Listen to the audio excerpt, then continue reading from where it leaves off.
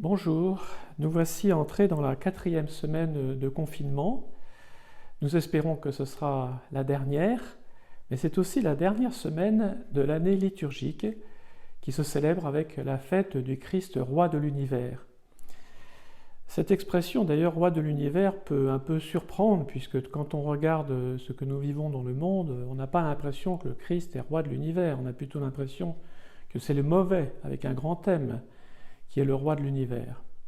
Et pourtant, Jésus nous fait comprendre que son règne est bien là. Et il le fait comprendre à partir d'une petite parabole que nous connaissons bien, la parabole du bon grain et de l'ivraie. L'ivraie qui représente le mal qui est en ce monde, et il nous montre que ce mal ne peut pas être arraché, parce que si on arrache le mal, on risque aussi d'arracher le bon grain. C'est seulement au jugement dernier que le mal sera écarté et jeté au feu. En attendant, le bien, le bon blé, il continue à pousser, il est bien là au milieu de nous. Et c'est là où le Christ règne. Le Christ a vaincu la mort puisqu'il est mort sur la croix, mais il est ressuscité d'entre les morts, élevé à la droite du Père. Il règne vraiment sur l'univers, non pas par la force, mais par l'amour. Et si le Christ ne régnait pas sur l'univers, nous serions déjà en enfer, puisque l'enfer, justement, c'est d'être privé de cet amour de Dieu. Mais l'amour de Dieu, il est bien là. Nous le voyons se manifester, nous le voyons se manifester dans notre propre vie, j'espère, mais aussi dans notre entourage, dans toutes les gens que nous aimons, par les vrais amis, par les gens qui sont généreux, qui se donnent vraiment aux autres sans compter, par les initiatives nombreuses qui sont prises pour s'occuper de ceux qui souffrent, par la solidarité de façon générale. Donc le Christ, il règne sur l'univers, et on peut dire que sans lui, l'amour n'existerait pas. C'est ce que fait comprendre sainte Thérèse de l'Enfant Jésus dans cette belle lettre qu'elle écrit à sa sœur au moment où elle découvre sa vocation, qui est celle justement d'aimer, d'apporter de l'amour.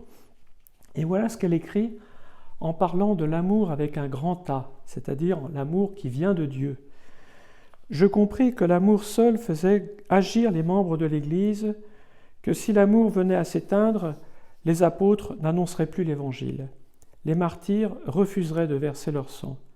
Je compris que l'amour enfermait toutes les vocations, que l'amour embrassait tous les temps et tous les lieux, en un mot qu'il est éternel. » Donc le Christ règne sur l'univers, mais permettons aussi au Christ de vraiment régner en nous, de chasser les ténèbres de nos cœurs, de nous pardonner nos péchés.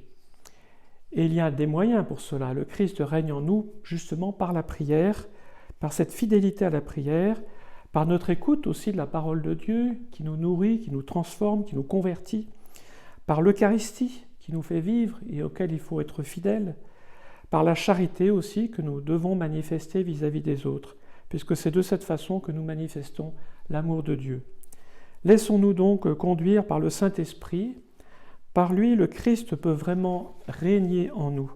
Soyons remplis d'espérance. Jésus a déjà vaincu le mauvais. Il prépare une terre où résidera la justice, et cette terre, elle est déjà en germe au milieu de nous. Nous en sommes les témoins. Alors, bonne fête du Christ, roi de l'univers, et bonne semaine à tous.